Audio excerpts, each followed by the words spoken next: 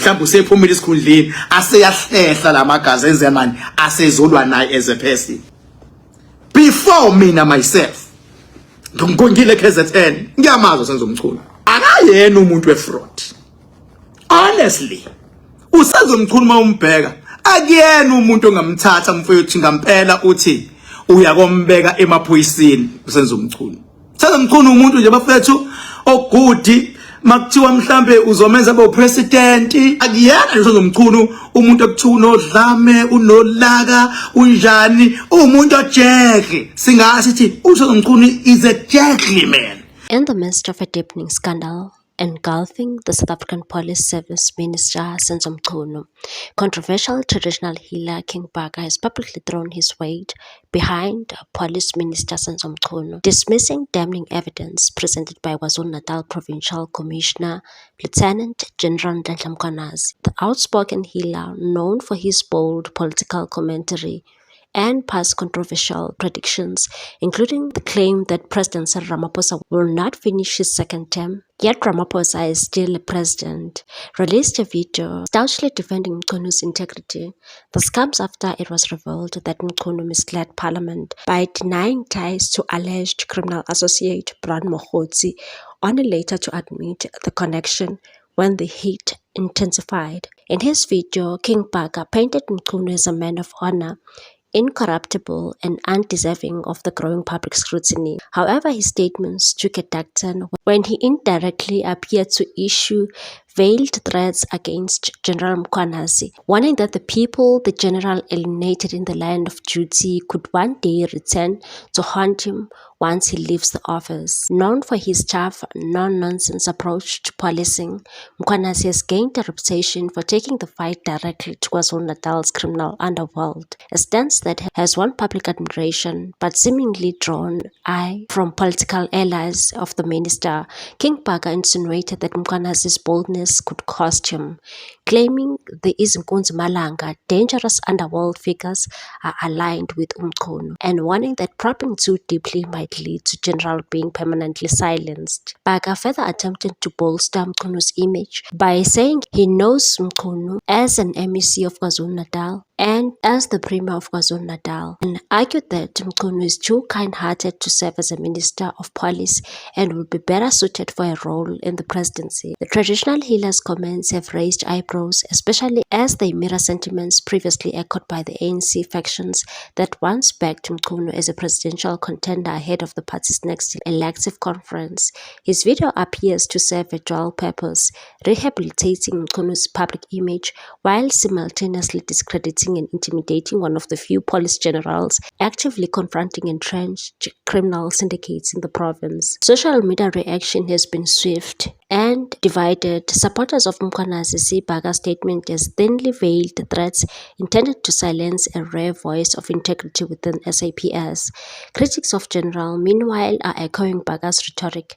What remains clear is that the war on crime in KwaZulu-Natal is no longer being fought solely in the streets. It has now spiraled into political and spiritual arena, as the battle lines are drawn between a general determined to clean up crime and political forces seemingly intent on shielding themselves. The question South Africans must ask is this: who truly benefits when whistleblowers are threatened and corrupt are glorified? In the words of King Bhaka himself, this is politics and it has its own system, but for many that system may be the very thing standing in the way of justice. Meanwhile, Senzo Mchunu denied disbanding the task team investigating political killings in KwaZulu-Natal, a unit established by President Cyril Ramaphosa in 2018. However, a letter from his office confirms that he did in fact disband the team. The letter was shared on social media and it reads as follows: Dear General Masemola, directives on matters relating to crime intelligence, ports of entry and political killings task team. I trust this correspondence finds you well in this festive season. In the past few months towards the end of this year, 2024, I have made observations on a number of important aspects of the SAPS and policing. For purposes of this letter, I'm focusing on the three aspects that require very urgent attention to address some of the challenges at hand. Number one, filling of posts in the intelligence division. All processes to fill vacant posts in the division should be halted immediately. This applies to all posts in provinces, including those of provincial heads of intelligence that are currently vacant.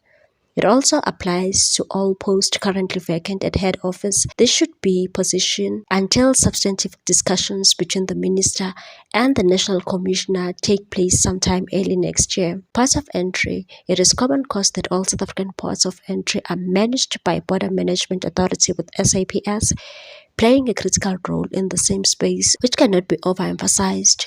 In line with this role, SAPS personnel impact and efficiency should be reviewed from time to time with an objective of enhancing their role in improving security in the country's ports of entry. In terms of Section 207.2, direct that you develop a new plan in this regard and present it to the next ministry. Management Executive Committee meeting later in January 2025, key reference points to include but not limited to the following: a comprehensive analysis of the current challenges of security of the ports entry and exit at the SAPS perspective, a comprehensive operational and remedial action plan based on a policy nation of staff members, among others.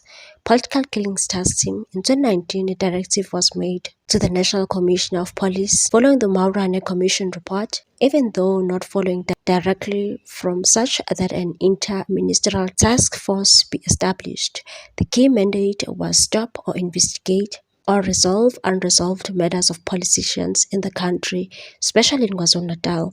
My observation in this regard, as indicated above, is that further existence of this team is no longer required, nor it is adding any value to policing in South Africa. I therefore direct that the Political Killings Task Team be disbanded immediately. Further, that preliminary report in this regard be submitted to the Minister by the 20th of January 2025. The final and closing report must be submitted to the Ministry Management Executive Committee meeting late January 2025, the date of which will be communicated as soon as possible. Yours sincerely, signed by Minister of Police, Mr. E.S. Mchunu, Member of Parliament, dated 31/12/2024. Furthermore, Mchunu also released a social media statement. After feeling the heat, the statement reads as follows: for immediate release, 9 July 2025, statement in response to allegations regarding the minister's alleged association with Mr. Matlala and Mr. Mokgotsi. In response to the recent allegations made by Provincial Commissioner Mkhwanazi, and while respecting the President's call for calm, Minister of Police Mr. Sinzo Mchunu feels it is important to clarify the following. The minister has never met Mr. Matlala, has never spoken to him, nor has the minister ever requested or received anything from him. The minister did, however, initiate a review of the SAPS tender awarded to him when suspicious of possible wrongdoing surfaced.